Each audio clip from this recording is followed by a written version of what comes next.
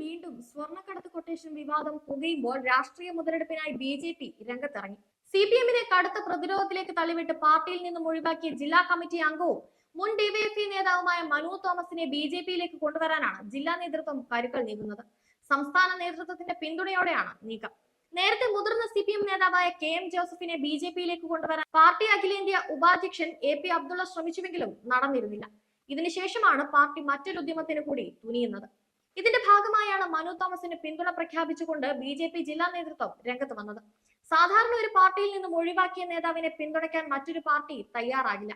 ഇതിന് ഘടകവിരുദ്ധ നിലപാടാണ് ബി.ജെ.പി. ഇപ്പോൾ സ്വീകരിച്ചിരിക്കുന്നത്. സി.പി.എം നേതൃത്വം ഇനിയും തെറ്റുതിരുത്താൻ തയ്യാറല്ലെന്നതിനുള്ള തെളിവാണ് ഡിവൈഎഫ്ഐ മുൻ ജില്ലാ പ്രസിഡന്റ് മനു തോമസിനെ പാർട്ടിയിൽ നിന്ന് പുറത്താക്കിയതിലൂടെ വെളിവായതെന്ന് ബി.ജെ.പി. ജില്ലാ പ്രസിഡന്റ് എൻ ഹരിദാസ് ആരോപിക്കുന്നു. സ്വർണ്ണക്കടത്ത് സംഘവുമായി ചില സി.പി.എം ഉന്നതർക്ക് ബന്ധമുണ്ട്. സ്വന്തം പാർട്ടിയിൽപ്പെട്ടവർക്കെതിരെയാണ് മനു തോമസ് ആരോപണം ഉന്നയിച്ചത്. ഇത് ഗൗരവമായി പരിഗണിക്കുന്നതിന് പകരം ആരോപണ വിധേയരായവരെ സംരക്ഷിക്കാനാണ് പാർട്ടി നേതൃത്വം തയ്യാറായത്.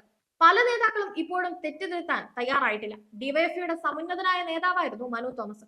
സ്വാഭാവികമായും അദ്ദേഹത്തിന്റെ ആരോപണം രാഷ്ട്രീയ പ്രേരിതമായി എടുക്കേണ്ട ആവശ്യമില്ല. സ്വന്തം പാർട്ടിയുടെ തെറ്റുതിരുത്താനാണ് അദ്ദേഹം ആവശ്യപ്പെട്ടത്. അദ്ദേഹത്തിന്റെ നിലപാടുകളെ എഴുതിത്തള്ളാൻ സാധിക്കില്ല. എന്നാൽ പാർട്ടി നേതൃത്വം തെറ്റുതിരുത്താതെ ആരോപണം ഉന്നയിച്ചവരെ പുറത്താക്കുകയാണ് ചെയ്തത്. ആരോപണ വിധേയർ പാർട്ടിക്കകത്ത് സ്ഥാനമാനങ്ങൾ നേടുമ്പോൾ നേതൃത്വത്തിന്റെ വഴിപിഴച്ച പോക്ക് ചൂണ്ടിക്കാട്ടുന്നവർക്കെതിരെ നിലപാടെടുക്കുകയാണ് സി.പി.എം നേതൃത്വം ചെയ്യുന്നത്. സി.പി.എമ്മിന്റെ രാഷ്ട്രീയ പാപ്പരത്വമാണ് ഇത് വ്യക്തമാക്കുന്നതെന്നും അദ്ദേഹം പറഞ്ഞു.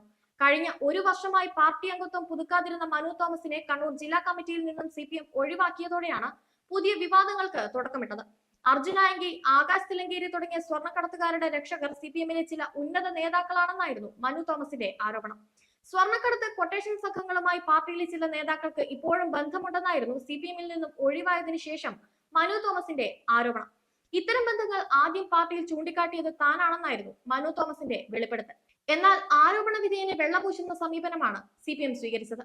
സ്വർണ്ണക്കടത്ത് കൊട്ടേഷനുമായി ബന്ധപ്പെട്ട് താൻ ആരോപണം ഉന്നയിച്ചവർ ഇപ്പോഴും പാർട്ടിയുടെ ആളുകളായി പൊതുസമൂഹത്തിലും സോഷ്യൽ മീഡിയയിലും തെളിഞ്ഞു നിൽക്കുന്നുണ്ട്. പാർട്ടിയുടെ ഭാഗത്തു നിന്ന് തിരുത്തൽ ഉണ്ടാകില്ലെന്ന് ബോധ്യമായതോടെ പാർട്ടി പരിപാടികളിൽ നിന്നും വിട്ടുനിൽക്കുകയായിരുന്നുവെന്ന് മനു തോമസ് പ്രതികരിച്ചു.